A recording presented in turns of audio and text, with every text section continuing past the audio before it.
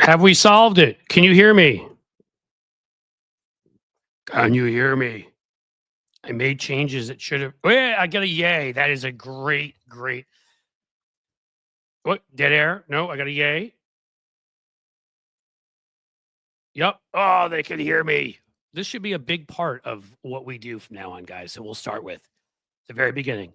You can hear me. Can you see me? Do I look like Cliff? Am I me? I tend to be 5'9" on a good hair day. I got brownish hair, blue eyes. It's me. It's not an alien. It's not I'm not over New Jersey. I'm not a drone. Okay, good. Like that. And lighting. How's the lighting, guys? I might as well ask you.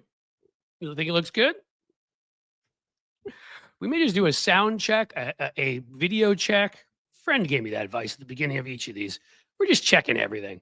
All right, guys, we're going to keep stroking that mic. Yes, apparently I need to treat the mic a lot better, don't I? You're good. Maybe I need to get Hawk Tua here or Donald Trump. They are very good with mics. All right. We're going to do a quick Cliff's Note. We're going to jump into it. And today is going to be a question and answer session. We haven't done one of those in a while. I decided yesterday we went over 2 hours. That's long. It's tiring. So we're going to, not saying we're going to short. If you guys have great questions, we'll be here for a while. And yes, Kenny, I screwed up Tony's show. I took him down because I'm the only man in the Midwestern market. I'm the only white dude in the Midwestern market who gets to have a show. All right. Let's talk about somebody who is a white dude who's much more annoying than me. Let's talk about Elon Musk. You guys know him. Is anybody else out there more sick of seeing Elon Musk at this point than Donald Trump? Does anybody else out there hate Elon Musk even more than Donald Trump at this point? Seriously, I didn't think I could hate any other human more than Donald Trump. I didn't think I could get sick of any other human more than Donald Trump. I didn't think I could think any other human being was stupider, was more obnoxious, was just more of a sort of a boil on the arse of the United States of America. And then there's Elon Musk. You guys know he wasn't elected anything, right? If you do, you should tell him because he doesn't seem to know. I mean, I couldn't believe it. I came up with this when I was reading this today. So Mike Johnson, you may know Mike Johnson from, hi, I like to monitor my son's adult entertainment only for the purposes of making sure that he is doing the right thing, not for any other reason. He put out a budget last night. Now, he can do that with being in the majority. At least right now, they already lost another Republican, Sparts, 1 vote. And they'll blow that up quickly. But I digress. Mike Johnson is in the majority at this point. Weird little porn freak that he is. And he put out a budget. Elon Musk said this will not do. Does anybody know who the hell elected Elon Musk? Because I didn't. It wasn't on my ballot. Was it on your ballot? Is it on anybody's ballot? I mean, considering some of the ballots around this country, I wouldn't be shocked. But no, he didn't run for office, couldn't run for president, wasn't born here. We could have, maybe they'd allow him because they give him a pass because, like the Donald Trump rule or something, because he worked, his parents made their money off apartheid. So that's a positive in their world. But seriously, I want to ask that simple question, which is, why do we all have to be servants to this little man boy with man boobs? Why do we need to see him on our TV every day? The man boobs billionaire. I think I'm going to call him that. Why is a apartheid baby man boobs billionaire going to secretive meetings and making decisions about our lives when it comes to economics when nobody voted for him for a damn thing? No Senate has gotten together to say that he will be put into this post in the Treasury. And why are they treating a guy who's the EQ of a lawn chair and the IQ of maybe a still semi-warm pile of puke? Why is that guy being chosen to go and to make all of these decisions? Democrats, please pay attention. He's the easiest demon in the world. He's the richest man in the world who spent $300 million lying and telling people exact opposite things. Just came out on Twitter. I don't know. Was it 16 times more his posts were seen than congressional members? He turned Twitter into a big Trump machine, and he spent all tons of money. And that's so he could have this power that he didn't achieve. All right. So Mike Johnson gets asked by Fox News correspondent, should I say, entertainment person. One of the goofballs. Let's see. Was it from the Fox and Friends morning show? Oh, I can't think of his name. The one that's the son of the other one with the glasses. Who really cares? Said, he asked Mike Johnson, "Has Elon Musk approved of this? Yeah, your budget." And again, Elon Musk wasn't elected. Why do I care if he approves of a budget? I mean, I'm not in favor of Mike Johnson's budget, but what does it even matter? What does Elon Musk have to say about this? Why am I listening to this guy? It's just so annoying and frustrating and ridiculous. He's not, and then I see Democrats fawning over him.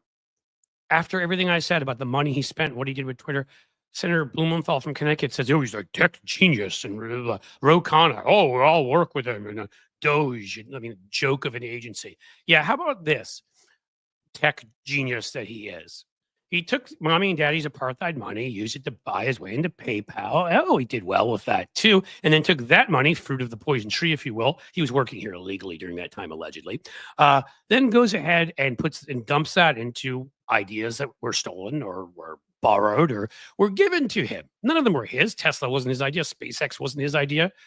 But it's amazing how often SpaceX blows up. That has more failure to launch than Mike Johnson when he's looking at his son's entertainment. And Tesla, I mean, have you seen the Tesla truck? Honestly, it looks like two toasters had sex and that was their baby and they dumped it on wheels. Okay? It is ugly. Nobody likes it. Everybody I know who has a Tesla, because this man is stupid enough to insult the entire market. Nobody on the right wants to buy and get involved with electric vehicles, and people on the left who used to actually like Elon Musk before he opened his big dumb mouth now don't want his stupid car anymore. I know people who've sold them. I know people that were going to buy that didn't. I know people that have stickers in the back that say, "I bought this before I knew who Elon was," or before Elon opened his mouth, because it's no longer is this like some elite sort of car where you're proud to have it, right? Some sign that you've made it. It's a scarlet letter. By the way, also, yeah, that market's dying here. So you better keep kissing up to the Chinese, which, by the way, is no conflict of interest to be in this stupid Doge thing, because that's the only market he's going to end up having. Who knows? Maybe he'll see if in India they're interested in his stupid car. And then there's Twitter. Bought it for $44 billion. It's worth about $8 billion now. Wow, what a genius! He's chased away all of the people that either write things, act in things, and or journalists, or lawyers, or doctors, really the creative class. Anybody with any brain cells has run. So it's like, yeah, hey, let's see if we can put together the Fourth Reich on my little site here. It never was worth the money he paid for it because he's a moron. It's now worth a lot less because he's a moron. And if the Russians are paying him to do it, to destroy it, well, they probably should pay him more, because the thing is going to fall apart eventually. He's going to have lost all of his money. Imagine what that place is going to become when nobody is left there for all the crazies to insult. They're going to start jumping into like baseball Twitter and arts Twitter and stuff to insult them, because everybody on the left will have left. That's Elon Musk. Again, the man boob billionaire. He's not nearly as smart as he thinks he is. He wasn't elected in anything. And I'm seeing him on TV all the damn time. What do I need to do to get him out of my life? And again, I never thought I'd be saying that about him over Donald Trump. I mean, God, he should be in the cabinet when I think about the fact that he accused he settled a sexual harassment case. He's being investigated for all sorts of illegal practices in his businesses, forcing workers to work overnight, locking them in, busting unions. Exactly a Trump kind of guy. But I'll end where I began. He was elected to nothing. He is a billionaire. He is the perfect demon. Don't call him brilliant. He isn't, but don't call him that even if he were.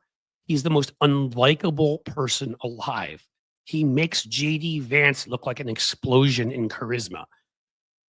Make him your demon. He's the guy meeting in the secretive back rooms, planning out our lives, and nobody elected him. He's what they always said George Soros was. And that, folks, has been today's version of Cliff Notes. Cliff's Note. Damn it. I said the wrong thing. They may sue me now. Cliff's Note. Sorry to the owners of that other thing that I accidentally said. Deport him back to South Africa, says the American Voice. Yeah, he wasn't working here legally as far as we can tell. So assuming that is correct reporting, send him back. Or he can colonize Mars. We get from Car Care. Yeah, send him there. Cool. Jupiter. Maybe he can reenact Interstellar. I'm sure that there's a worm up there in space, much like the worm that got into RFK Jr.'s brain, that he can go through to get to the other side of the galaxy and really just leave everybody alone, because it's humans, it's animals, it's plants. He has the ability to annoy anything in the same room, meaning within like a 50 square meter radius of him. I'm sick of him. He's stupid. Wish Elon would hurry up, SpaceX sort it out probably so he could just go to Mars. Yeah. Problem is he knows that like one out of two rockets probably blows up. Again, failure to launch in many aspects of his life.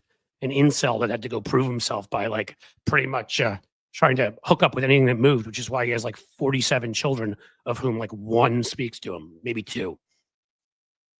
You're a multi-billionaire. You're the richest man in the world. Your kids stand to inherit billions and they still won't talk to you. Does that tell you how awful you are? Media sold him as a Tony Stark. Hilarious. What else do we got? All right, guys. That is the rant portion of the program. Usually we have a guest. Sometimes Tony comes on around now, but again, Tony's dealing with those internet issues. I didn't have a guest today purposely because yesterday was quite a bundle of longness, if you will. And I had a great time. I hope you guys liked Josiah. He's terrific. But we were on for like 2 hours and 20 minutes, and that's some time, folks. That broke the record we had set here by at least 15 minutes. So the trolls in here can't even post a coherent sentence from Amy Jackson. Well, that is trolls. If you're in here, trolls, you should know a couple things. Every study shows that you're basically incel losers that live in your mommy's basement, that you can't have normal relationships with people, that you're either a sociopath or a narcissist, or a lot of you actually have trouble with sadism, why you like to see other people suffer because you're pathetic and you hate yourself. So when you add all that up, what does that say? That you have to anonymously show up somewhere because you need some engagement in life. Mommy won't engage you. Your left hand doesn't work properly. You'd think you could find it somewhere else. There are lots of places, lots of street corners out there, guys, with glory holes. Don't need to come on by here. But you know what? If you want to, you'll get kicked out. I'm sure Jim and the folks take care of it. In the meantime, we'll just keep making fun of you for the losers you are. You're trolls. Imagine the position you occupy in life. You're such a loser that you can't show up somewhere under your own name and criticize somebody. You have to hide like a little baby behind a fake name and go into places and attack people without letting them know who you are. You're so strong. You're really so strong. Do you measure your biceps? Do you? Oh, hilarious. What do we got, guys? As I said, question and answer. So besides the goofy little pathetic trolls that are in here that we can laugh at all together, what's going to happen? Miss T vibes. So there you go. Let's start with a good question there. What's going to happen when a rich bastard takes our Social Security? The masses might get pissed. Well, we have this guy, Brian Thompson, the late Brian Thompson of United Healthcare. And I'm not going to get into the rights and wrongs of that. I can actually see both sides of that equation because Brian Thompson made a lot of decisions that made a lot of people lose their loved ones.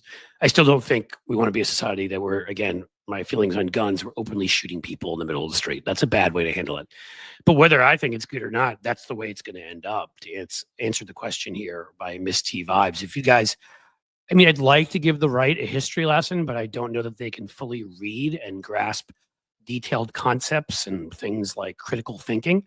But you see, there was this president. His name was McKinley. It was in this time known as the Gilded Age, and he was killed. He was shot and assassinated by an anarchist mad about our unregulated capitalist system with a vast disparity in wealth. Bombs were being blown up on Wall Street. All sorts of radicals and anarchists around the country, particularly in some of our larger cities, were attacking wealth and wealthy people. And that's because we have the largest disparity in wealth in the history of the country. And it's larger now. So you should look at what happened to the United Healthcare CEO as the ghost of Christmas future. That's from an old story, by the way, trolls. If you don't know that one, you should look it up, about a really greedy, obnoxious, sort of dickish guy. I think it would appeal to you. In any case, uh, you're going to see a lot of that here if Elon Musk and the other billionaires that own our system, that have rigged our system, that have created monopolies that have every part of our economy since the Reagan years, that took the most successful economic project in the history of the world, the 30s to the 80s. It created the most vibrant middle class in the history of the world, that really created, and not racially and not in terms of gender and many other ways, because of course of all the discrimination, but key to point out that we had the largest middle class and that we had created something that had never been done on that level before. And then the Reaganites came in, University of Chicago Business School, and had one word: efficiency. They thought monopolies would be more efficient. Yes, it's much more efficient to have no competition. That means you're definitely going to work much harder when you have nobody that your customers can go to other than you. You're definitely not going to overpay yourself. You're definitely not going to fire workers and treat them terribly. You're definitely not going to destroy the environment. You're not going to treat your consumers like crap. It's going to be really efficient to just have a couple companies run everything like we do now. Well, that's what the billionaires, that's what Elon Musk has created. That's what Jeff Bezos has created. All the ones now giving Trump these $1 million tributes, like we're at like anybody ever see? I'm going old school now. Flash Gordon, beginning of the movie, Ming the Merciful, where they all have to come up and give their tributes. We should like refilm that scene, but maybe make Elon dress up as the Hawkman and a couple of other billionaires, Bezos, Cook. I mean, how pathetic! How pathetic! And of course, the little dork from Meta himself, Zuckerberg. I mean, can I give you $1 million, sir? Is that okay? Will you be nice to me now? No. He's betrayed everybody else. He's still going to treat you like crap. And the minute you say something he doesn't like, that's too woke or too personal or insults him, he's going to come after you and destroy you. You have examples. You should see. Oh, there's a guy named Brian Kemp, Georgia governor. Wouldn't get him the votes he needed. Remember those 12,000 votes? Turned on him. Ducey, governor, Arizona, Republican. Turned on him. Mo Brooks, who helped with the insurrection, wouldn't do what he needed him to do. Turned on him. I mean, that's the history here. So yeah, keep giving him $1 billion gifts. Trump's totally loyal. It's two directions. You should keep doing that. We have a drug war problem. We do have a drug war problem. And we cause it.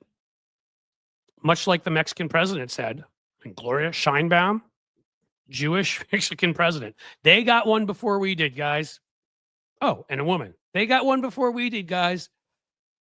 And their Supreme Court made abortion rights legal while ours was making it illegal. I would argue Mexico is a much stronger democracy. And as Sheinbaum pointed out, President Sheinbaum, I think I should say, the huge violence and drug gang problem is because of us. We have the demand for drugs. They don't. The drugs come across our border and we have lax gun laws. So the gangs come over here, trade drugs for guns. They come over and ship guns back. And a lot of their people die because of it. We're a really crappy neighbor, like Rand Paul, which is why his neighbor beat him up. Not that I'm agreeing with that. Okay. What else do we have going on? Yeah, the Mexican president is a badass. Yeah, Disney. Did Disney pay 15? Oh, right, ABC. And you know what's amazing about that? That's Chris Welch who added that. Is that Disney, ABC, all of them, DeSantis, of course, targeted Disney. They have experience with this. They know Republicans aren't the Republicans of 10, 15 years ago who maybe respected, businesses too much, but at least cared about what, businesses thought, just like they cared about what anybody thought. Respected that if your business decided that you wanted to have a black princess, you could do that. No, now they attack you, come after you, and that the great sort of backlash and boomerang of Ron DeSantis, that was so awesome when he pulled that crap with Disney. Just like, all right, we'll cancel the extra facility we're going to build there. We'll build it in California instead, and they lost like millions of dollars and thousands of jobs. Well done, Governor White Booties. So these guys have shown they'll target businesses already. They don't like you, they'll go after you. There are numerous businesses in every one of these dumb, including mine, states with open carry and all this stuff who do not want guns in their restaurant. It's kind of like what they understood 125, 130, 40 years ago, because devolution is a thing in the Republican Party, why they would ban guns at the edge of Tombstone, because they wanted people to drink and they wanted people to cavort with the prostitutes that were there. And they wanted people to gamble and lose their money. And none of that would happen if everybody was shooting each other. They understood that. Well, restaurant owners here don't want people coming in with guns for the same reason, because they want to sell food and drinks and not have people shooting each other. But no, a number of these states, Tennessee, I think, forced it on their restaurants. Don't care what they think.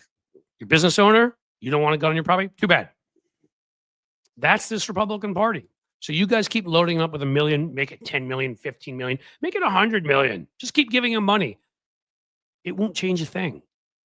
The minute you do something he doesn't like, he will still shiv you. If he can figure out how to do that. It's a big word for Donald Trump. He'll knife you. Okay, guys, what's going on? Yay, prostitution, but not in government. Yeah, prostitution now is all about in government, with the government coming in. It is 100% prostitution. It's just a different kind. And the kind that ABC just engaged in, that was prostitution.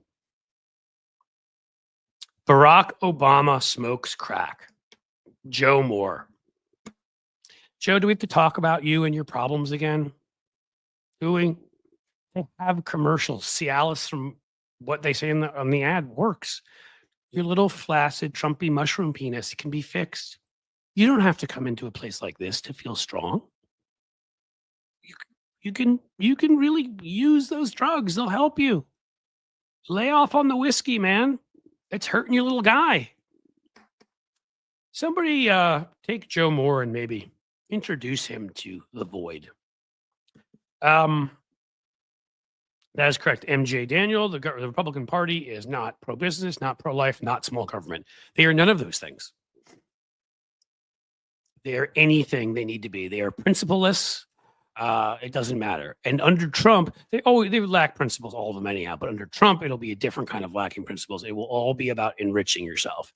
So the principles they will have then will be, in what ways can we bring money into the system, taxpayer money from foreign governments and whatever, and have it end up in Donald Trump's pocket. He doesn't like it when anybody else competes with him on that. So it'll be fun when watching the other grifters try to pocket some of that money. Then Donnie, again, losing his loyalty to them and insulting them and kicking them out and doing God knows what. If he has the power to, he has immunity. Who knows what he'll do? The money is broken. Dish $1 and save in Bitcoin. That's somebody else who I'm going to assume is an idiot. Multi-stacker. I mean, if you're liberal, then I don't know what's wrong with you. Bitcoin, crypto is a big scam, is a bubble. We've been through this before. It'll happen again. Maybe you should study up on what happened to the Florida housing market around circa 1929, and that led to this really big, the beginning of this really big bad thing where the Wall Street crashed. You may have heard of it. It's a synonym for when you're upset about stuff, like you're upset about your life right now. Yeah. Crypto mining is more environmentally destructive than gas guzzlers. Of course it is. These guys couldn't invent something unless it was destructive. That's all they know how to do. They can't build anything. They destroy things.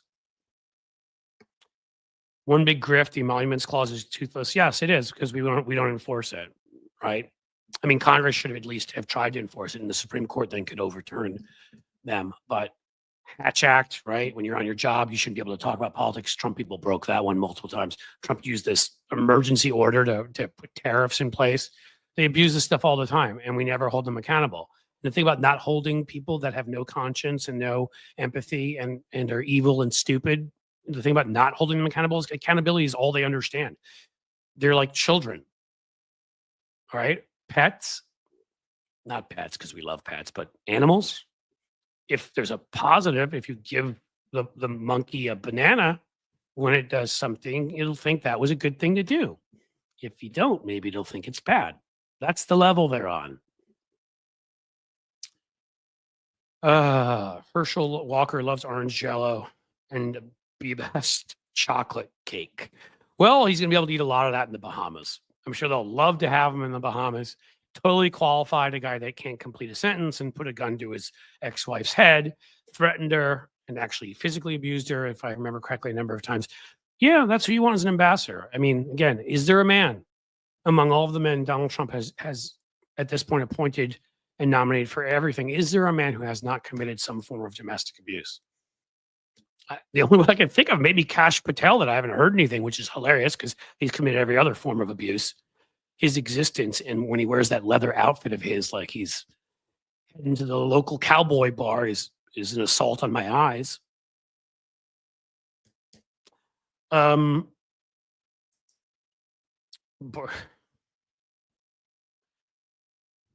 seeing more from Joe Moore. So if you're here, Jim and other folks, can you kick the idiot out? Because he's dumb, and there are places for dumb people. X, more of X, Twitter. Oh wait, that's X. Maybe he can take his gold bar and climb aboard a SpaceX rocket. That would probably go really well for him. You know, you guys can just keep coming in here. I love insulting you. What's cool is you can't even talk back. Cash is a log cabin Republican.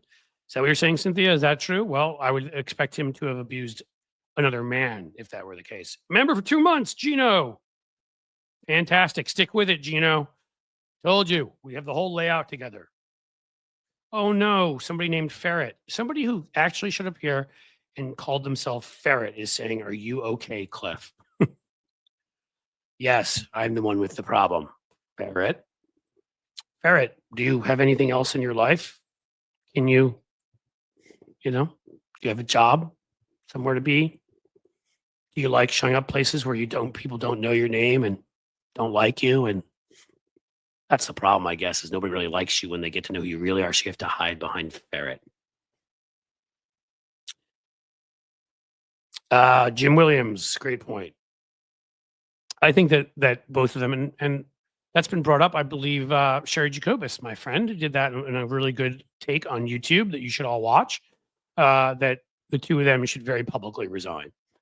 We've already seen that happen at the LA Times. Harry Littman resigned in protest over their ridiculousness. We saw it happen at the Washington Post. A number of their columnists and others resigned over their behavior. And I think it's time for the same thing. I think that Stephanopoulos and Tapper are two of the ones that actually believe in, journalism being something where you actually challenge people. They've both shown it at times. They're not perfect. Stephanopoulos, towards the end, they're actually doing a great job. That's why they went after him. And his company caved and acted in the most pathetic way possible. I think it's even really most important that he resign if he wants to have integrity after all of this. Hey, there we go. I'm absolutely brilliant. You know how to make a guy happy. Kristen, thank you. I would have just gone with, smart and a good day, but I will take brilliant. Mr. Moore, you belong on your anus with Elan. Yes. Yes, and I love this one too. Notice how none of the Trump nominees are the black dudes. No, they're not, right? No, I don't know that there are any of the Latino dudes that sold out too. Women not getting great places to go either. Gay folks. Hey, Richard Grinnell, who's sold yourself out 1 billion times to the Republican Party, you're going to be a special envoy. No, they're not going to send you to almost any country because you wouldn't be allowed in Africa or the Middle East, all these places, because they're virulently anti-gay, and the Republican Party enables that. But you're okay with that because you hate yourself as much as the trolls do in here. You have a long self-loathing and can't get past it. So enjoy your little special envoy role. Yeah, Tim Scott, by the way, right? He got a really big role. What is he doing? Surprised I haven't asked him to chauffeur the car, being that it's the Trump administration. Though they're not in office yet. It's early. We may get there. Yes, unelected South African billionaire who cares about we the people. Of course not. And South African during the apartheid era where they made their money. Which clearly, the dude's own dad talked about how he used to get beaten up in school, Elon, and said that he deserved it for being an a-hole. That's what his dad thinks of him. God, do you think about everybody else who's met him? How many wives has he had? How many of his friends have come out and ripped the crap out of him who once were friendly with him? Because he's nothing. I think he's probably a sociopath, but sociopaths often are engaging. Like, again, EQ of a lawn chair. Like, he gets up on stage and he can't even do basic communication. People like that are so pathetic. Yep, Elon's dad and the daughter. That's right. That one daughter who spoke out against him. But there's a number of other ones. That's from what Tusis? A number of others who do not have anything to do with him. There's one who's actually spoken out against him. The others just don't have a relationship with him. And again, this is choosing to not have a relationship with somebody who's worth, what is he worth at this point? 300 billion? You're giving up a lot of scratch. So that's a level of hatred. It's impressive, actually, is what that is. What else do we have? Guys, I will encourage you again, as I'm putting together the schedule, the Patreon, and I'd hoped we'd be on track by the beginning of this week. I always forget, you got to do edits to stuff. We're going to have new levels. I told you, we'd left the prices originally at discount levels for the people who joined the beginning. We're going to raise them a bit. You should be prepared for that because, again, it has to be a requisite level. So I can make enough scratch to do the work there. I want to provide everybody, because I don't want to just be on YouTube. YouTube could yank this away from me at any time. I want Patreon and some other spots to become places where I put a lot of content.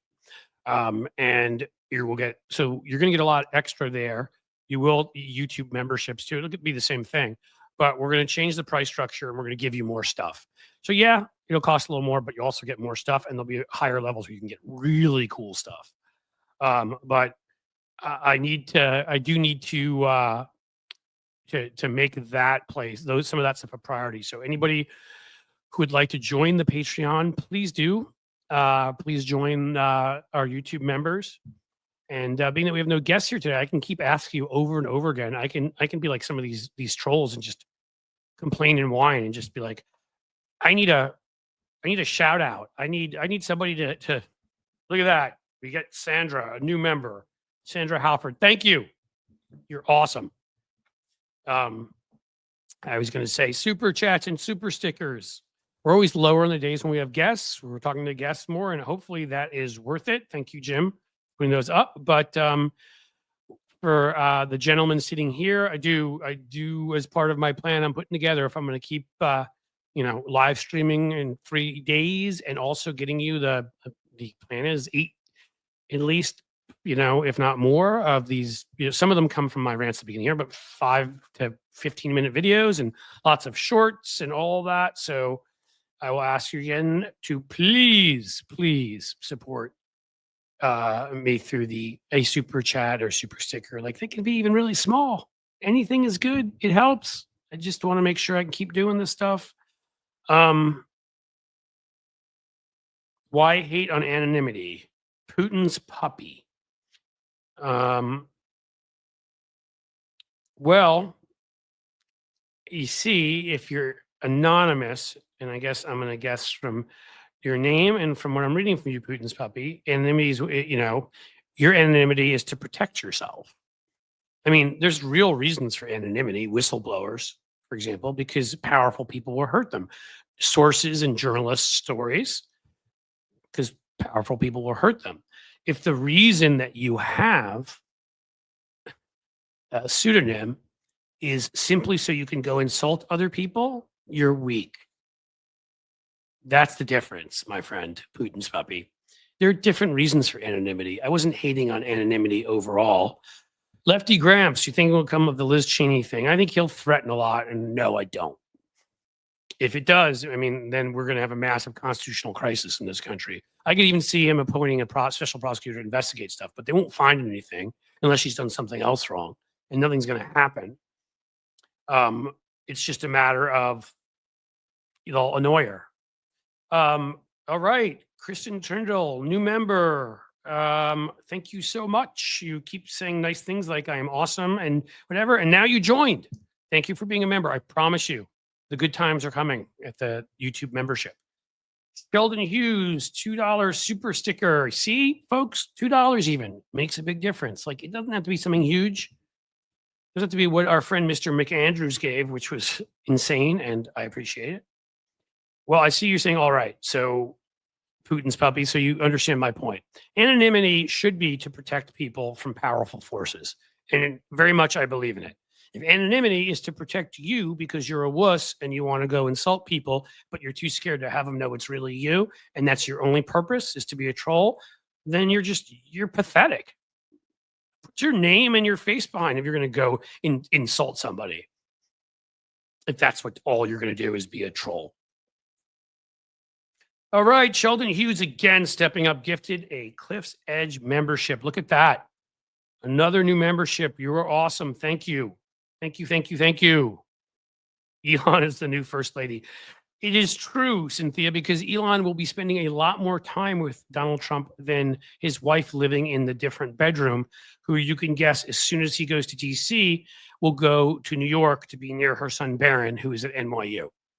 And my guess is, considering he's like 8'2" and his name's Barron Trump, not the most usual name, it's kind of hard to miss. And I have a feeling that he's gotten up and said some nice things about his dad and whatever, which at that age is tough. So I'm not fully blaming him. I'm not holding him responsible like I do the other kids. But he's going to take some crap at NYU, I promise you. So she may want to be there. I have a feeling she'd much rather be there than be near her stinky husband. And of course, she doesn't want to do the Christmas. The Christmas. I hate the Christmas. They give me this crap about the Christmas. Yeah, that's another thing, guys. I meant to get those darn Christmas ornaments done, but there's been so much getting the Patreon and the YouTube memberships up to, and working on this live stream to make it better, or getting the TikTok and Instagram channel so that they're worth going to. The TikTok has a little bit of stuff. Instagram has nothing. We're going to get those suckers going. Merch. I've asked you to grab merch here before, but there isn't a huge selection right now. And as I told I didn't get to the Christmas ornaments, but got to a lot of other stuff. So hopefully we'll be able to unveil that in the new year. Quantum Cricket, thank you for the super chat. I so appreciate it. Supposedly Barron abused animals in his nanny. My God, you said what you're saying is it just can't find a good member of that family. Trying to be nice, give the kid the benefit of the doubt, and I did not know this. If that is indeed true, well, then he's scum, and I hope they make fun of him and are mean to him at NYU, because FAFO, folks, as I've been saying, FAFO. Okay, did I miss other comments? What do we got? Kid's 6'9" and doesn't play basketball. Yeah, I mean, come on, dude. I think my favorite part of it, of that, is just that being 6'9" means he's like 7-8 inches taller than his dad, and that must upset his dad. Cliff, you missed Ferret's message. Oh, was Ferret not trolling me? I will apologize for all that, Ferret, if you were not trolling me. And then I will take back and say, the ferrets are the nicest of the animals. Seriously. I don't mind, again, as I said, if somebody's got a name like that for a good reason to protect themselves from bad people, I am completely understanding. I can't find the message, but I will apologize if you are indeed not a troll and that was just me. You can just take what I said to you and apply that to the other trolls out there. It was meant for them. It was meant for the people who hide behind a name specifically so that they can go and just insult other people. And not even someone like me. You could say, I've got a platform here and more power. So you could even argue it may be justifiable to insult me, but they come in here and they insult you guys who are just in here to comment and be a community. That's kind of what I'm talking about. You want to insult me hiding behind a name? Okay. I'll make fun of you, but okay. But other people who are similar to you, you can't even let them know who you are? That's sad. Dogs are the best animals, Cynthia. I am a huge fan of yours. As you must know by now, I must disagree. I'm sorry. Cats are the best animals. Dogs are second. I love dogs. I adore dogs. But we've got a whole bushel of cats at my house, and I adore them, and they're snuggly and lovely. And we've got one that's diabetic, sadly, and she's just the sweetest, most thankful thing when you get to go in. Thankfully, she does not feel the shot, which is good. Stella is her name. She's a star, as her name means in Italian. And she's adorable. They're all adorable. But dogs and cats are pretty close. I give cats a slight advantage, but dogs are amazing too. Both groups. And, at some point, as I told you guys, because I'm expanding here, we're going to talk politics often, but we're going to talk about some other things that interest me. We've done it already, and movie reviewers on. We've talked comedians on. We'll have somebody on who I don't know. I don't know what a cat expert is, but man, we're gonna have somebody on to talk cats, somebody on to talk dogs because I love them. Dogs and cats should rule the world. Humans should serve under them. That is my personal feeling. I've felt that way for a long time. I wish I could use my name. I don't care if they come at me. Just protecting my fam. That's from Miss T vibes again. Yeah, so that's kind of my point. I understand that. You know, again, there are reasons for it. Being a troll and showing up places just to attack people who have no more power than you, not justifiable. I like cats enough, but I'm allergic by MJ Jano. I understand that stinks. I'm actually a little bit allergic too, and I'm probably taking a year or two off my life. Who knows? They're adorable. Oh, look at that. Lefty Gramps. My cat is 20 years old. So we have had cats. My first cat ever, Sasha, lived till she was a couple months shy of 22. Pretty amazing stuff. So I hope your 20-year-old cat is in great shape. You should tell us his or her name or give us something so we can say lovely things. And then I had a cat more recently, Peanut. I loved her so much too. We weren't sure exactly because she was found on the mean streets of Cincinnati, as we said. And we adopted her, but she was somewhere between 18 and 19. So she had a great long run too. Animals are usually kinder than people. Yes. I mean, Allison McCrae. Yes. Maybe not when they're hungry or not to things smaller than them. My cats are kind of sociopaths to anything that comes in the house smaller than them, which is why most things smaller than them do not enter the house. So I will agree with you. They're absolutely adorable and wonderful to us as humans. But they are, I don't know if they're as nice to, smaller beings. Hey, Holly Fafo is here. Cool. Let's see. What else do we got left? Who asked that question? Your Yankee took a beating from my Los Angeles Dodgers. They did. But first of all, you have to call them Yankees and get it right if you're going to make fun of me. Second of all, I'm going to have to point out to you the Yankees have 27 world championships and the Dodgers have like 11. You don't even have half of what we have. Third, I'm going to have to point out to you that we've had like the 3 or 4 best players of the 10 best players of all time on the Yankees: Babe Ruth, Lou Gehrig, Mickey Mantle. Dodgers, Jackie Robinson, pretty awesome.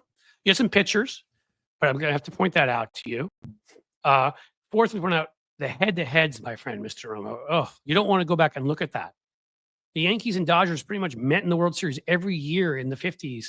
And in 55, the Dodgers finally won. It was like a huge celebration because they got their butts kicked every year. And they went back to getting their butts kicked again. You guys have beaten us in the World Series like 4 times. We met in the 70s and we beat you 2 of 3. That's the closest you've come. You started it. Don't open a can of worms like that if you don't want me to finish it. Grumpy Cat. Cliff, what is your thoughts on Jared Moskowitz? I'm a fan. Look, yeah, he said he'd work with Doge, I think, I think he put a statement next to it, if they were doing the right thing. Yeah, I think he's been a little too, I think he's great at ripping Republicans. I love him for that. His mockery is awesome. I think that there are a couple moments at this election he was too conciliatory, and that really annoyed me. Another one that I loved for a while that now has lost me completely, who was great at insulting Republicans, was John Fetterman. And I don't know what the hell has happened to him. Now he's sitting there talking about pardoning Trump, and that's something I don't forgive. So he's out.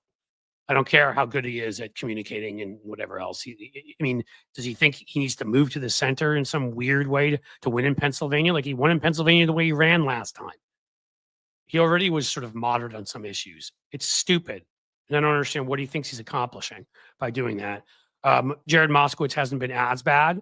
And so I still, the fact that he rejected the FEMA ploy, it was just to get him out of there because when what's her name, Sparts, I can't think of her first name, just announced she's not going to caucus with Republicans anymore. The Ukrainian American one that I never understood why she caucused with them from Indiana. They are now down to a 216 to 215 lead. 216 to 215. Like they're not going to even hold the House probably because they're never going to be able to agree. One person, just need to get one person and not vote for Mike Johnson. They've lost the House. So that's was I think what they were trying with Moskowitz because that's a swing seat. And he said no. So I'm glad he did that. He'd been the head of Florida's FEMA. He said no to Trump. He's staying there. He's mocked the hell out of him a lot. And yeah, he was too nice once or twice recently. And people can tell me if I'm missing other stuff. If I am, that's okay. but and I will criticize as it is deserved. But I do think I look at someone's overall record, and overall Moskowitz to me is still on the right side of things. Jim Williams was still optimistic about Merrick Garland getting fired before January, holding out. Well, that would be a great Christmas, Hanukkah, Kwanzaa, all the above present. We still are just not institutionally tough enough as Democrats. I've talked about this in a whole lot of places. That should have been a fait accompli. In fact, it should have happened a year ago because he was refusing to do his job and refusing to open his mouth, refusing to explain to people what was going on. Republicans, every PR opportunity, the protocol of the department is you don't speak out. So Comey speaks out about a Hillary investigation that may have cost us the election a week before. So Barr speaks out about the Mueller report and lies about it. So the first impression everybody gets is a big lie that nothing was found in there when a lot was found in there. But we have this unprecedented attack on our Capitol, and the man, whatever you think of his legal prowess, will not even open his mouth. Didn't hold weekly press conferences to tell us what kind of progress they're making. No, not individual cases. You can't talk about that while they're in progress, right? But you can do PR. Republican AGs have done it all the time. You can make clear that we're investigating Donald Trump's role on that day. We're not sure, don't give out any information. Donald Trump was a part of the group who allied with the Oath Keepers, whatever. You can find many ways to work Donald Trump's name into your press conferences and the fact that they were and are domestic terrorists. And that would have defined MAGA for the coming election. And we would have much more of a chance of winning. But no, Merrick Garland couldn't do that. Why, that wouldn't be proper, and we wouldn't want to be improper. Yep. Garland is a disgrace, Maya Bird. Garland is a disgrace. We should be more like South Korea. Yeah, that's exactly right, Stephen. I've talked about a couple countries we should be more like. I mean, South Korea, they tried it, and the president's been impeached when he tried the approach of suspending people's rights, right? Romania, the Russians, they found to be have attacked cybersecurity, cyber attacked their election, kind of like us. Guy with no money was going to make it to the next round, and their judiciary decided they would have an election over again because they didn't want a foreign country determining their president. What a novel idea. Brazil, they immediately barred Bolsonaro after his coup from running for 6 months. I'm sorry, it took them 6 months to hold a hearing, and then they barred him from running until 2030. And more recently, he was indicted. So Brazil, South Korea, and Romania have stronger and better functioning democracies than we do right now. I think it's inarguable. I don't think you can make a point that's any different than that. We got a guy who's a convicted criminal, had strong evidence against him in numerous other trials to be convicted, was a seditionist who 7 Republicans agreed with every Democrat to vote to convict of impeachment, was impeached and was 10 votes away from being convicted. If it had been a majority, he would have been. 7 Republicans in the caucus of what was it, 49, 48, joined us. And he's president again. That's not a functioning democracy, folks. Come on, everybody, hit the like button. Yes, like the heck out of this. Like this a lot. That's something else you can do. You can subscribe to Cliff's Edge here. We're over 100,000 now. We're starting to approach 101. I'm kind of excited about that. Subscribing is awesome. You can hit the like button here. That makes the algorithm happy. Comment. It likes comments. You can be extra, extra special nice, and you can become a new member of the YouTube channel or of the Patreon and get all sorts of other extra goodies. Who wouldn't want to do that? You can just, say, hey, I get that you're putting a lot of time in this, and say, Cliff, we're going to give you a super chat, or I'm going to give you a super sticker. Doesn't even have to be a big one. Again, all that stuff really helps me. So I'm going to bring it up periodically. I'm not trying to be a pain, but, I could, I have another business. It is, a email fundraising business for Democrats. It does well. I could probably retire on it. I do this because I care and I believe and I want to do this. And so that's why at some point, like if I put all the work in, it has to at least not take money away from my other work. If you see what I'm saying, I have to at least this has to turn into what we would call a revenue positive operation. Plaque worthy 100,000. Thank you for that, Miss T Vibes. Yes, hopefully they will send me a plaque. Wouldn't that be nice? I think it's pretty automatic unless they find that I did something terrible, cheated, or I don't know. If somehow I found if I were smart enough, you guys know that I have trouble just working my microphone, so you know that this is impossible. But let's say I were a technological genius and knew how to create like 50,000 bots or something and put them in there, you know, and they're following me. Like if they find that, I think they don't give you the little the plaque, but otherwise, because they say they review you for a couple weeks after you get 100,000. So we have a felon in chief. Congrats, Maga. Yeah, Colleen Matchus, if I'm pronouncing it right. It's amazing. I was talking to a friend about this the other day. Not a friend, actually. Was it when I was on Bob Seska's podcast? Guys, I'm going on so many things these days. Going on Tony's show. I go on Bob. I co-host now with Bob every Tuesday. It's an actual paying gig that's cool and I love. Bob's a good friend. I go on Stephanie Miller once or twice a month and go on Hal Sparks every Monday. So I forget what the heck I do on what. And I've recently gone on Fugelsang's show too. But I do think it was on Bob's. We were talking about that. That as a felon, like there are some countries I don't think he can visit. He cannot enter those countries as a non-citizen and a felon. The combination of the two. Others where he absolutely cannot meet with their heads of state. And we'll have to have somebody else do it. Just imagine knowing that, you know, and I don't think the Democrats messaged that enough. I know we brought it up sometimes. I think Eric Swalwell released his own ad about it. I know it was on Twitter. I don't know where else, but it should have been out there far and wide. The guy cannot go to other countries, like a number of them. And then there's a number of countries he can go to, but cannot. What's he going to do? He can play a game of telephone. He's going to whisper something to Kash Patel, who whispers something to Richard Grenell, who whispers, that rhymed, who whispers something to Melania, who whispers something to Elon, and you know, eventually gets over to where he's 100 yards or meters, as they would do in other places away, and in unsafe ground. I don't know. There we go. The Capable Glober gave me a $3 super sticker. Thank you. Thank you. Again, folks, I can't tell you how much I appreciate that. Jim Williams is showing you the merch here. I got to tell you, still, the shirt we have there, huh? The MTG equals B to the sixth. A little Jasmine Crockett action with the images on the back. That one I think you'll like. I encourage you to go check out Fourth Wall and to see if you like that shirt and purchase it. That helps me too.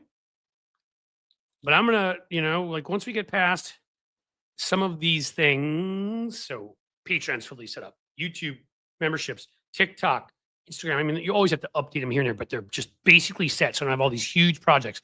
The big Facebook thing I'm doing, separating personal contacts from, you know, people that enjoy this kind of stuff too. They're all on the same Facebook, and it's a long story. But once then, I can move on to all sorts of other stuff, right? And then I could do even more, like with the merch. That's the plan. We may move that shop over here, keep it over there.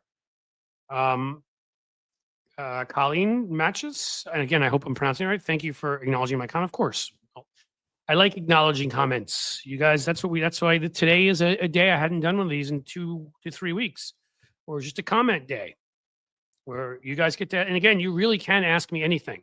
Now, if it's of a very personal nature, I won't answer it. But we could have and again, it's almost 3 o'clock. Been on here almost an hour. I intend to stay here at least another 15, maybe 30 minutes. So if you have a question you'd like to ask, now's the time. Ask away. Sarah Nelson, but if he has total immunity, can't he go wherever he wants? Well, that is, our Supreme Court doesn't decide that he has immunity in other countries. Other countries do not care what our Supreme Court thinks. They care about their Supreme Courts. So he may have immunity here. He doesn't have immunity there. They still consider him a convicted felon. He's been convicted already. In fact, there's probably a whole list of things he can't do. I should look that up for one of these. Stephanie Miller is where I first heard Cliffy and saw him. Part of a duo, if I remember correctly. Huh. It could have been. Starlene. And again, Cliffy, the good friends call me that. Um, yeah, I might have been. Maybe it was with John Aravosis. I had a podcast with John, if folks know who John is, a blogger for a while. He's got a big TikTok account. He's going to TikTok and sort of he like me had a foreign policy background. He dove back into that and does a lot on Ukraine, stuff like that. I've maybe been because the first couple times when I started going on it, I'd gone on years ago for my book and hadn't been on in a long time. Didn't know Stephanie very well. Then I went on with John when we became kind of part of her universe. Our podcast used their sort of ad agency. We got to know him well. We're part of the sexy liberal universe, and but then we ended our podcast, which was called Unprecedented, because the point was to unpresident Trump, and we felt like, well, hopefully, even if we didn't play a role, maybe we did, maybe we didn't, but it had been done. And 3.5 years, and I wanted to do something with video. I felt like audio, and John was, we were only doing audio there, and I just was like, I want to do something different. So I love this. This is more my style. Mike Farley with the $4 super sticker. Thank you so much, Mike. Thank you, thank you, thank you. Mike, let's see, what do you have there? OI. What is OI? It's not OHIO, is it? People do that thing too. OI. What am I missing? I bet I'm being stupid and something really obvious. Why doesn't anybody mention Hal Sparks? I do all the time. Hal Sparks is awesome. He was in here. He came into our chat like last week or something. I think, some people, look, you've got Stephen Manning here. He's got Bob Seska, John Fugelsang, Cliff, and Hal Sparks through Stephanie Miller. See, some of us talk about Hal. I love Hal. In fact, I'm going to be talking to him later today. I think he's one of the most accessible. There are people that just like, you go on their shows or they come on yours and they never make themselves accessible or whatever, because Hal's got like 2 different bands, and he's got, he does a radio show on Saturdays where he grew up in Chicago, and he's got like how many live streams a week? I mean, I don't know how that dude does everything he does. And then the sexy liberal shows and stand up on the side, whatever. Man works hard, but still, he's like, give me a call and we'll talk. Mike Farley. I'm a music publicist. Well, I have a son who's a lead singer of a rock band here that sings great stuff. So we should talk. No, I mean, maybe we will. Seriously. I'm not doing as much PR anymore because the combination of my email business and the YouTube has taken most of the time. But it was getting publicity mostly for good causes. The last one I worked on was trying to prevent an ethnic cleansing, Azerbaijan from invading this small enclave in the middle of the country that was inhabited by primarily Armenians who'd been there for a long time, and it was a sovereign state. And their leader, the kleptocratic, murderous piece of whatever, Aliyev, went and met with Putin, and a day later they invaded it. And on that, as you're a music publicist, you might find this interesting, but I made a very good friend, an Armenian American rock star singer, who's I am still friends with and going to go to his show when his band comes here. It's Serge Tankian of System of a Down. So I got to work with Serge on that because Serge is obviously a bit of a celebrity and could get a lot of attention to it. And it really was just getting articles written and getting the news to cover more of what was going on. I mean, there are countries that still haven't even accepted the Armenian genocide happened, which is ridiculous. Turkey, who committed that, was backing some of what Azerbaijan was doing, particularly with Erdogan in control, another dictator. And so we were trying to, so that's a bit, but NARAL, I started the digital public relations program until 2009 for Everytown for gun safety, when they just didn't, it was funny because it started by Bloomberg, a digital guy, right? But they didn't know how to do digital PR. They didn't get that there were blogs everywhere in these places like the Huffington Post and stuff that had started. So they were still pitching like, traditional newspapers, which you do still some of. I was trying to explain to them, with the new atmosphere, Facebook, Twitter, it was very small at that point. It wasn't something, but with Facebook, which had grown to a decent size, and with email and whatever, how you could get a story online and get it shared in like a gazillion places. And a lot of the newspapers didn't have great websites yet at that point. So I was like, well, you can pitch the Indianapolis Star or the Miami Herald or whatever. How about you get on the cover of the Huffington Post? And then if it's about those localities, a good chance they pick it up. Things of that nature. For some people, it was social media, making sure to get the message out through Twitter influencers and Instagram influencers, stuff like that. Someone was booking them on TV shows on cable and YouTube shows. It just depends. Authors, some authors, usually, again, mostly politically related. There were some corporate clients. There were corporate folks I won't work for, but as long as anybody's either neutral or progressive, cool, right wing, no. And there, I did something with this huge IBM project called the Smarter Cities Project, a contest for cities to enter around the world, and they would win all this sort of from IBM hardware and software and get a big prize. They came up with a way to clean up the city, like a plan for zero emissions public transportation or cleaning brownfields or whatever it might be. And so I did PR on that one for IBM, stuff like that. Usually there was a political or at least sort of do-gooder component to it, but not always. And I'm still a PR guy. And if the right stuff comes along, if you need any help with your music publicist business, Mike, let me know. Considering how much I love rock and roll, I also, through something else I did, I've mentioned here before, and he's definitely, both these guys should definitely be coming on the show at some point. Serge Tonkian will be, and I got to meet not Phil Collins. Everybody always thinks that way. Phil Collin, who is the guitarist for Def Leppard. Rock and roll, I loved it when I was Pyromania when I was a kid. And so he's a good friend too, and he'll come on here and we'll do some rock and roll discussion. Yeah, I actually helped a few of these folks at times when they needed some advice on various PR items. Oh, I've missed some things. I apologize. I just saw it. Some incredibly nice people. Well, I got the $4 super sticker from you, Mike, but Alpha Mare, wow. Thank you. Again, that really, really makes a difference. Here's a few bucks to help with your ambitious goals until you get a join button. I miss working in Cincy at the AG. Oh, all Art Deco designs in the Carew Tower. Look at that. Yeah, a good Cincinnatian. The restaurant was phenomenal. Carew Tower, we've gone to the top. It's almost like our Chrysler building here, right? I grew up in New York, so I knew that, and the Empire State Building and Carew Tower, great views. Cincinnati at the AG offices. You'll have to let me know more about that sometime. I'm really interested. Alpha Mare. I like people's stories, which is why I want to do more, when I have people on here talk about everything. So if you're not living in Cincinnati anymore, you have to tell us where. I mean, you have to get too specific if you don't want to, but love to know where you are. And maybe you're still in Cincinnati and just don't work there. I don't know. But thank you so much. That is a very, very generous gift and will be very helpful. Defund Do Nothing Melanoma's Flotos office. Well, for the Quantum Critic, what was that? Quantum? I lost the. I lost your comment. I think it was Quantum Cricket, and I read it wrong. I would defund it. Absolutely, because if you remember the butchery she did to Jacqueline Kennedy's gardens last time, she should really be not allowed to touch anything, especially the Christmas. She hates the Christmas. The Christmas is terribly Christmas. What do you got, guys? What else we got?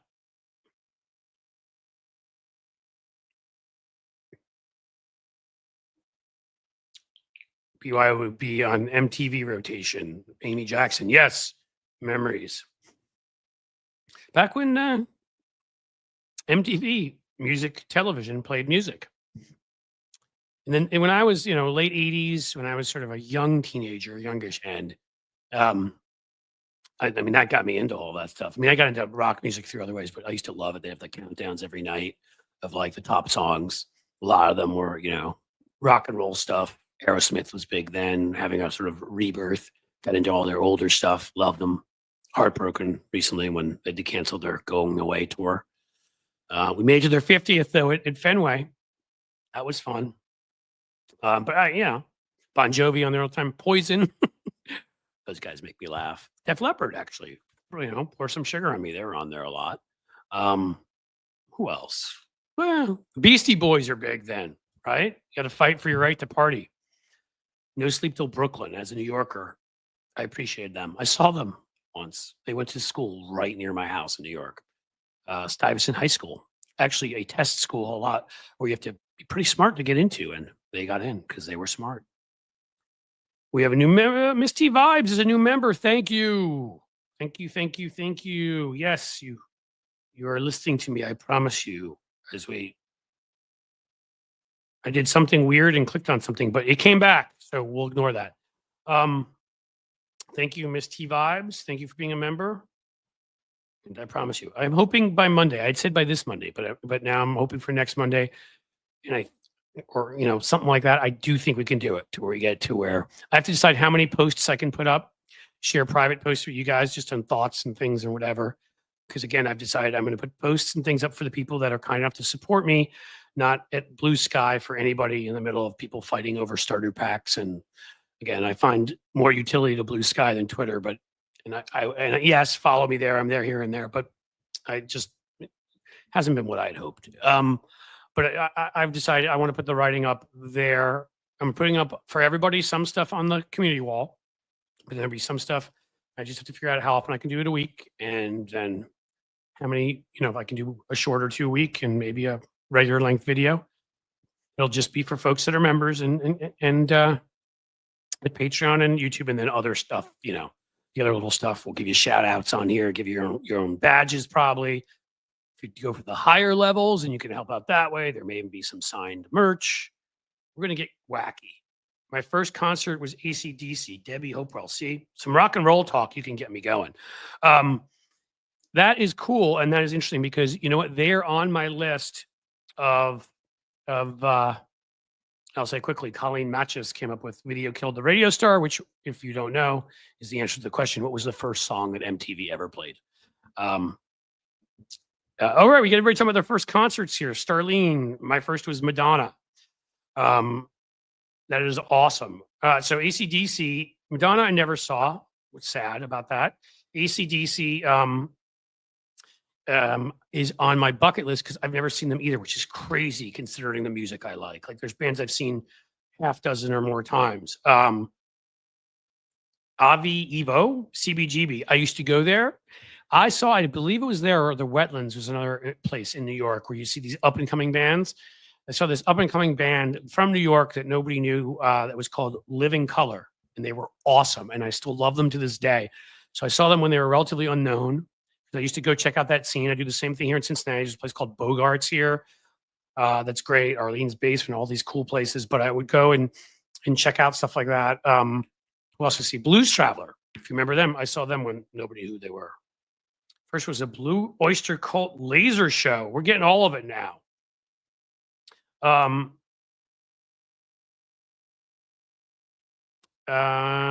This right here is the name of my kids' band. Where is it? Black Cherry. We got it up there. I'll have to make it more, you can see it so people can see it better. George Thorogood. I see someone in there with that. Suzanne Jarrett, my first one. I just saw George Thorogood a year ago. I was opening for like Sammy Hagar and The Circle, some of the Van Halen guys. That was awesome. Zunny, my first one was Heart. Fantastic. I've seen Heart here in Cincinnati 2 or 3 times. They come in a group of like this place called River Band. It's outside festival, and it'll be like them and like, White Snake and, Cheap Trick, or like a bunch of bands like that will play together. It's really cool. My first one is I don't remember. It's either my parents taking me, if you count this, Peter, Paul, and Mary, which is hilarious. Little folk music. Good stuff. The other one, the first one you could call rock and roll, certainly of a sort, was Duran Duran.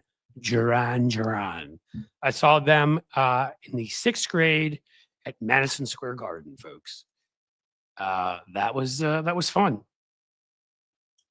Jake, okay, read the rest, Cliff. I will. Jake Giles. Ooh, and the Rolling Stones, Candlestick. That's nice. That's a little bit cooler than Duran Duran as your first one. You got to see Led Zeppelin. Judy. How could you? I'm too young for that, which saddens me. I saw Plant and Page each individually when they toured in the 90s. Plant in the late 80s. And then I saw them when they did that group tour, the two of them with Jason Bonham. I've seen Jason Bonham in various places like 5 times. He plays with Sammy Hagar in The Circle. He plays with his own band. He does the Zeppelin tribute kind of band thing. But yeah, so I saw Plant Page multiple times. Still one of the coolest moments ever. And again, people will joke with this who are real Led Zeppelin fans, because if you're a Led Zeppelin fan, yes, I know Stairway is not almost any of our favorite songs. Okay, Stairway to Heaven, I think is a pretty song, but it's not in Led Zeppelin's top 20. If I'm being honest, maybe top 20, definitely not in their top 10.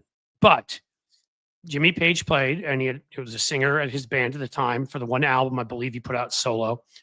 I want to say early 90s. I was at Nassau Coliseum, Long Island, and the lead singer went off the stage, and he ended the show with a instrumental version on his double neck guitar of Stairway to Heaven, and the entire audience sang it. And that's one of the coolest things I've ever experienced at a show. I mean, everyone was singing it. I saw Amy Jackson. I saw Joan Jett with Robert Plant. Very cool. I saw Joan Jett a couple times. She was at the last year, was it? Def Leppard, Motley Crue, Joan Jett. Who am I missing? Is Alice Cooper there? Maybe. Really cool show here.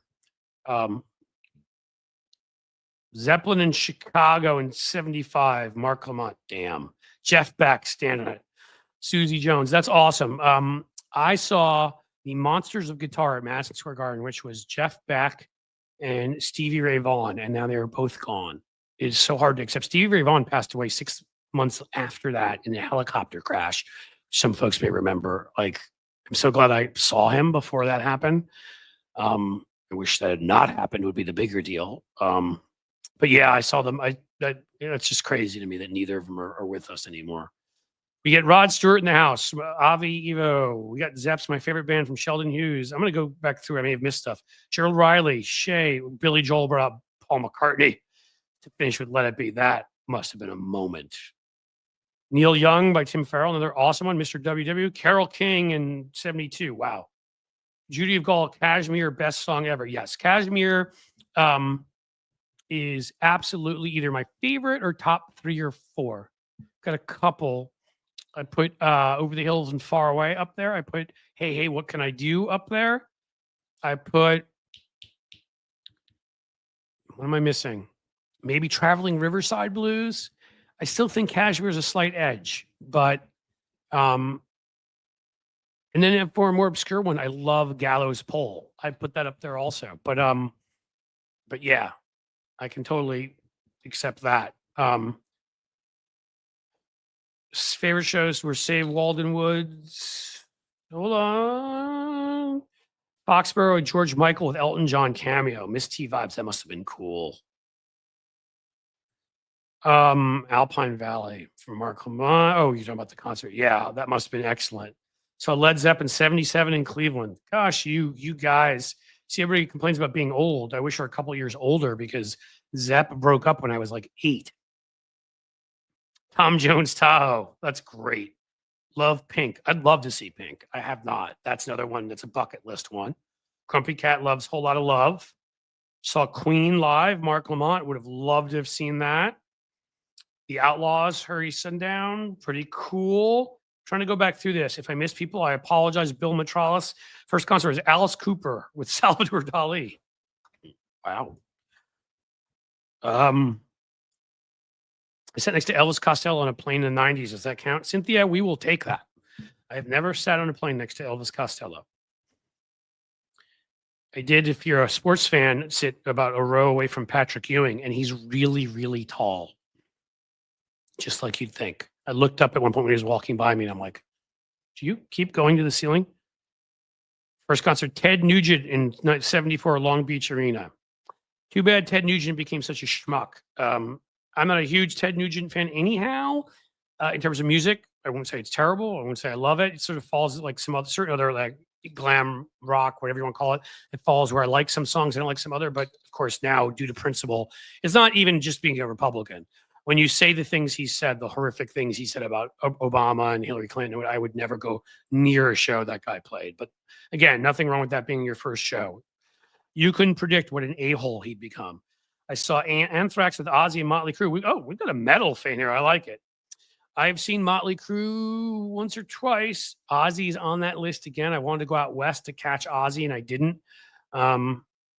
Allman Brothers, $6.50 from Lefty Grants. So when I lived in New York, the Allman Brothers, what was awesome about them is they used to come to the Beacon, which is 1,000, or I don't know, 1,200, 1,500, 2,000 people, instead of playing at Madison Square Garden because they wanted a smaller atmosphere. And I swear to God, they play 15 nights in a row.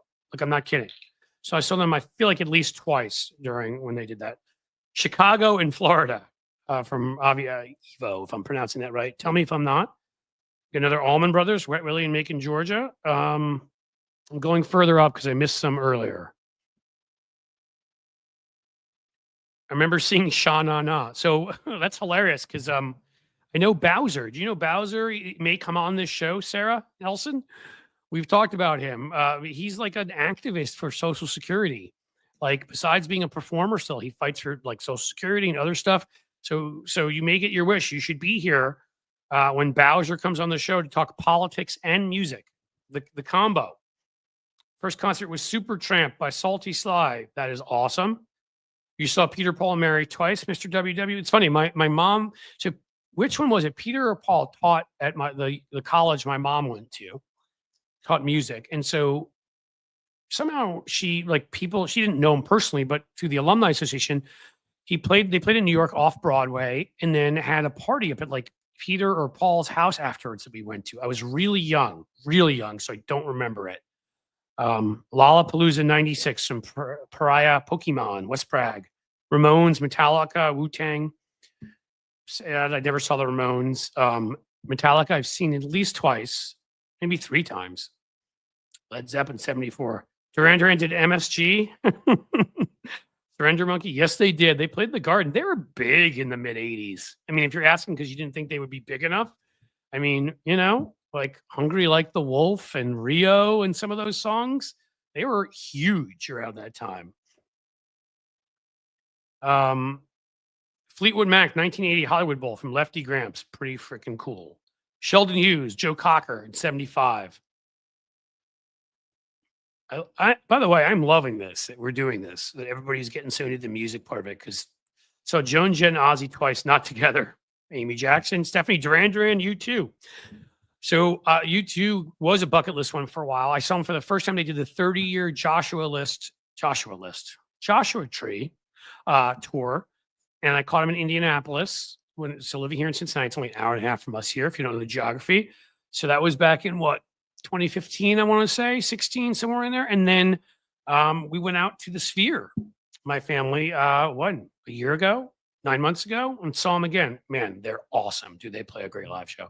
Pink Floyd and the Acid early 90s were so great from Screams. I saw Pink Floyd at Giant Stadium. Want to say around the time, you're saying early 90s, I was the late 80s. I saw them. It was Learning to Fly, right? That album, I believe, was the album. Did not smoke anything or drink because I was driving that night and still got in an accident because I think I may have gotten a secondary high from people sitting all around me smoking pot. True story. Alanis Morissette. My wife and one of my sons went to see Alanis recently. My other son did a sports thing and we couldn't do it. And I would have loved to have seen Alanis. That would have been cool. Fleetwood Mac and Zeppelin, Judy of Gaulle telling us cost $20. I mean, what have they done to these concerts, man? Pearl Jam tried to fight that, which I will always respect and love them for. Doobie Brothers' first concert from Tiffy, cool. Corey Glover, Starlene, yes, that would be Living Color. Great band. What else do we have? Jim Williams. I'm going further back up here. We're talking about CBGB in the Barry. Yep. I mean, that's a place where I used to see my music. May. My first concert was James Brown. God, I wish I had seen James Brown. Never saw James Brown. That must have been an experience. Seen Blues Traveler as well from Mayor Wedlock. Great show. Yeah, they were excellent. And I didn't even know who they were at the time. Like, this band sounds really good. And then probably 6 months to a year later, they kind of blew on the scene. Okay, I may have finally gotten up here. My first was Eric Clapton, was a child in the 90s. Clapton, another one who's become kind of a jerk, a thing I can't say on here, RFK Jr. type thing. I saw him with Mark Knopfler of the Dire Straits do a tour together. So dueling guitars, playing mostly Clapton, but a couple great Dire Straits songs, right? Romeo and Juliet, a few others. That would have been like 87, 88, Nassau Coliseum, New York. I saw my buddy say wetlands there. That's where I think I did. I did see them. I think when I said Living Color, I think that was wetlands. So, all right, some people know the New York stuff here. Okay, I think I'm back up to where I saw Yes at the Spectrum in Philadelphia. That was from a while ago from Sarah Nelson. I saw Yes twice. I was a big fan back then. And so on Tuesdays, I go on and I co-host this Bob Seska's podcast with him. He was a guest on here like a week ago, and I believe we talked about it. He did the art for 2 of Yes's albums, and they are recommissioning those albums like 30 years later now or something, and they've recommissioned Bob to do the art for both of them. So how cool is that? Maybe we should go to Bob and be like, can you invite Yes on the show?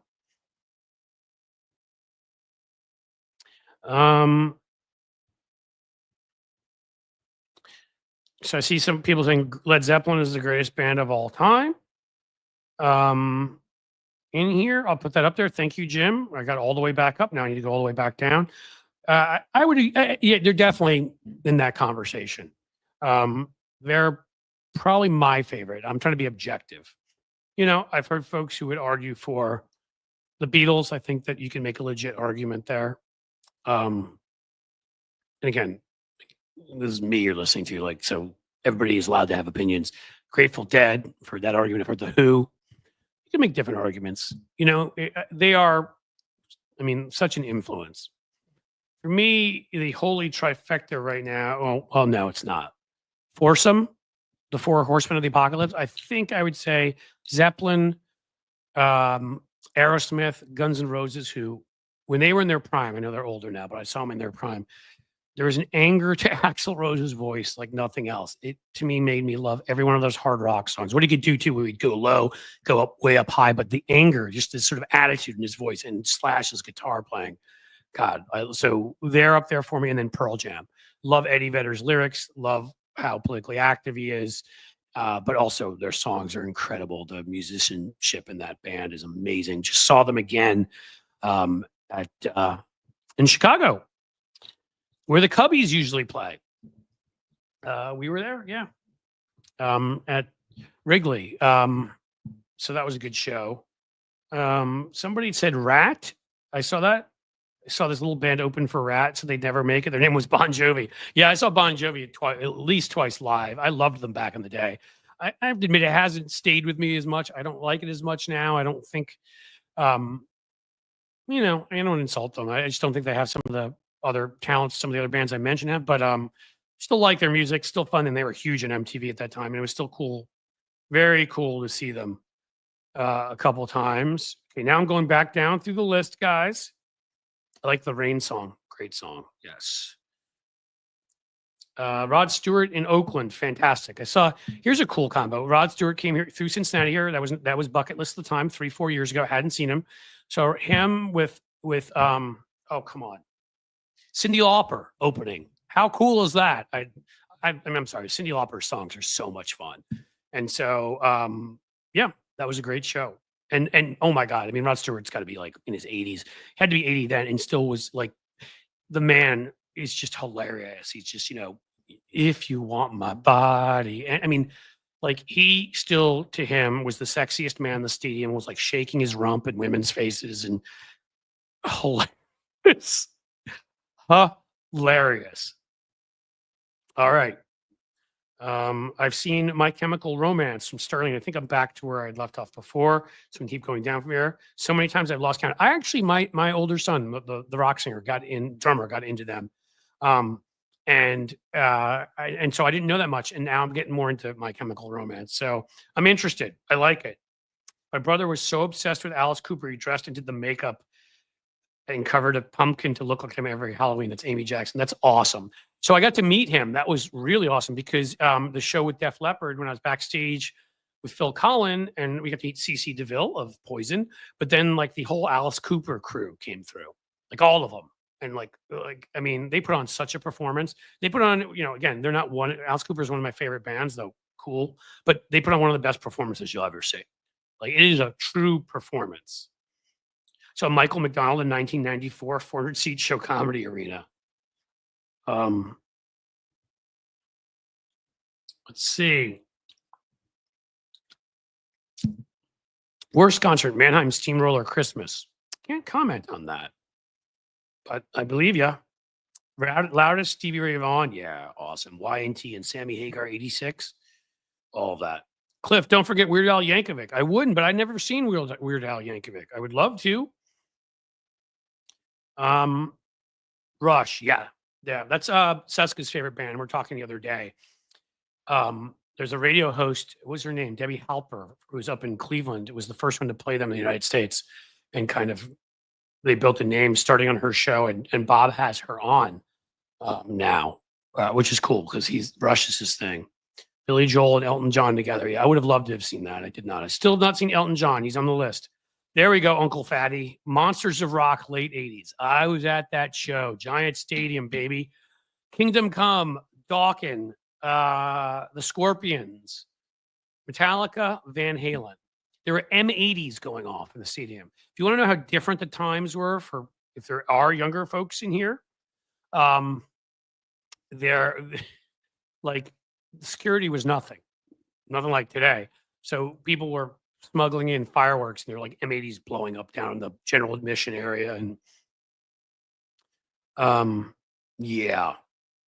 Original touring of Jesus Christ Superstar, Mr. WW. Impressive. Saw that again recently. Big Four at MSG. Amy Jackson. Cliff, try Ivo. Ivo. I can try Ivo. Trying to tell me how to say your name. Charlie Daniels. Yeah, he's kind of a jerk. Seen 9 Inch Nails. This is from Zunny, Tori Amos, Melissa Etheridge, Soundgarden, Fish, The Dead, Sarah McLachlan. That is quite a list. All impressive.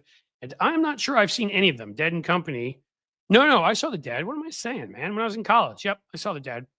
Soundgarden, I'm very sad that I did not come to appreciate soon enough, and he was gone. And I always liked their music, didn't start loving it until probably the last 6-7 years and appreciating that he he arguably has the best voice in rock and roll ever, certainly is a top voice. And it makes me sad. A lot of it makes me sad. Sorry, people talking up Bowser here. Well, now I've got to get him on here. Take some screenshots. Be like, dude, people love you. Sha-na-na. They don't forget you.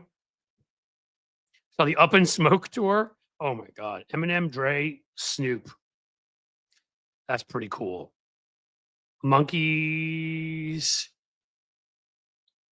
Ted Nugent opening for Kiss from Sterling. Yeah, Kiss, another one, was bucket list. Hadn't seen them, always liked them, didn't love them, come to like them even more. But they came through here. It was their final tour.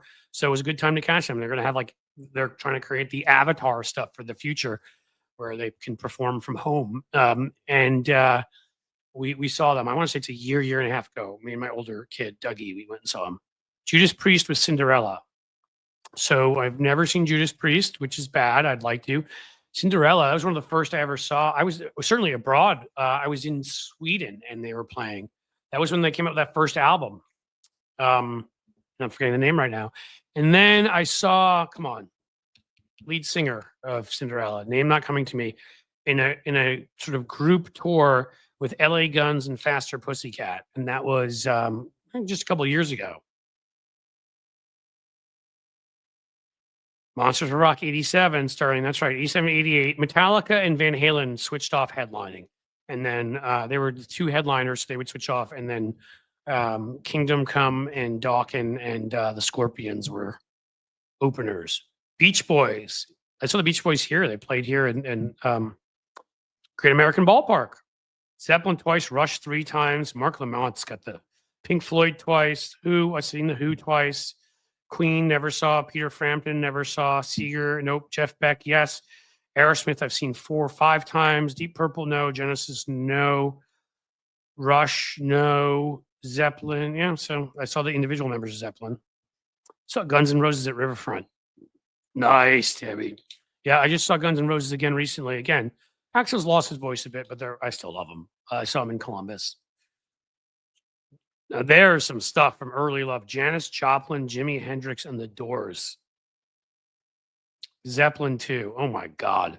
Summer of 69. I had the inconvenient fact that I hadn't been born yet to go back and see Janis and see Hendrix and the Doors. BB King in Omaha. That's by Floyd Price. Pretty awesome. All right, Planet Alice announced this summer. Yeah, we were thinking of going to that. It's not as much my kind of music. What they're doing, but big big supporter. 38 Special and Skinnerd. Not seen either of them. Brandon Woods. Again, I've got a problem with Skinnerd now because they're racists. But again, doesn't mean they didn't have some good music. Black Sabbath, Too Young yet again. By Car Care. Rolling Stones, you're asking, Grumpy Cat. Yes, I saw the Rolling Stones at Giant Stadium Steel Wheels Tour. What year is that? 88? Something like that? Can't believe I haven't seen them since. We had a plan to go this summer up to Cleveland, and it ended up falling through because stuff came up. But I'm like, it's like they're in their 80s. We've got to see them again before. I mean, we've already lost one of them. So I want to see the Stones again. So I've seen them once.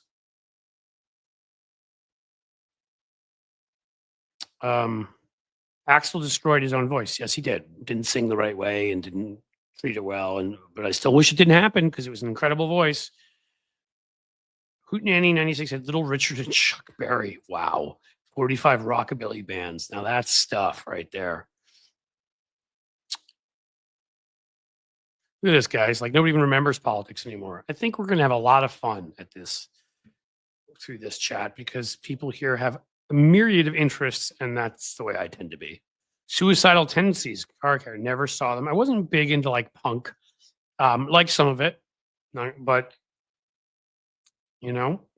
Bowie. That's one of the ones I missed that I will never forgive myself for.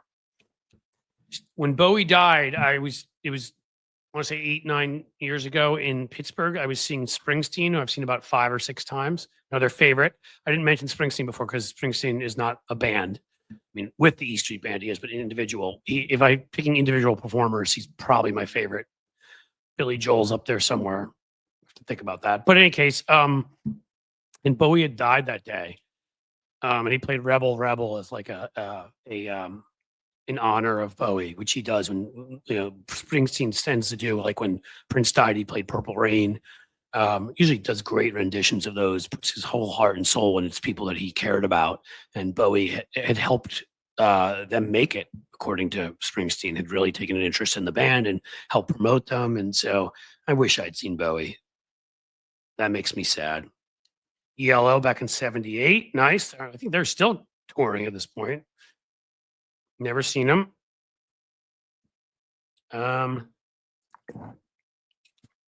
Iron Maiden. I'd actually love to see Iron Maiden. It's from Car Care again. Never saw them. Zunny saw U2 overseas kind of accidentally. Accidentally still counts. MJ Daniel has seen Metallica 3 times. Quality. There's a Sonic Temple, I believe that's called, festival in Columbus, Ohio, coming up summer. My son and I, older son, Dougie the Rocker, we really want to see Linkin Park with have a new female singer. And I mean, we'll always miss Chester, but big fans. I didn't become a fan soon enough. He was too young. So we're going to go to that specifically to see them and also see Alice in Chains, who I've also, never seen, and sadly, not before Lane Staley, which is a long time ago now. But we're going to go to see Alice in Chains and to see Linkin Park, and I think Metallica is playing that same night. So I will end up seeing Metallica for the 3rd time. I saw my daughter on The Voice Thailand last month. Well, that's pretty cool. How'd she do? Saw Pearl Jam in Germany. Very cool. By Salty Sly. Def Leppard on a 17 spinning stage. Saw Milli Vanilli. MC Hammer in Memphis. Man, you got a whole different lineup here. Outlaw Tour. Bob Dylan, John Mellencamp. I saw the Outlaw Tour too, but it was Willie Nelson, which is cool to catch him because he's up there. Fogerty. I'd like to see Mellencamp because you never know. Fishbone, 1991. Never saw Fishbone. Pat Benatar, Grumpy Cat. I never saw Pat Benatar. Benatar didn't pass away, right? She just stopped playing or playing smaller clubs or something. That would be cool. Car Care, Faith No More. There's another band I never saw. All right. MJ comes with the list. Survivor, REO Speedwagon. Yeah, the 80s, man. It was good stuff like that. Godsmack is a great live show. I've heard that. Would love to see him. Have not yet. That's Uncle Fatty again. MJ Daniel 38 Special. It's right. They've come through. It just hasn't worked out. Get some more Rush. Ugly Kid Joe in Central Park in 91 for free. I hate everything about you. Oh my God. I used to love playing that song. I saw Paul Simon in Central Park. Probably was not far off from 91, actually. 90, 91 when he played in Central Park. People like falling out of trees trying to climb and see him. They're like 750,000 people there. That was fun. We got a relatively close towards the end too, where you could see him kind of from afar. And he played a lot of stuff. The Foo Fighters, they're always sold out immediately when they come here. I want to see the Foo Fighters, but we'll have to see. Motorhead, I've never seen. Guns N' Roses opened for the Stones in 89. Yeah, that must have been cool. That's a cool tour. I saw Living Colour open for them.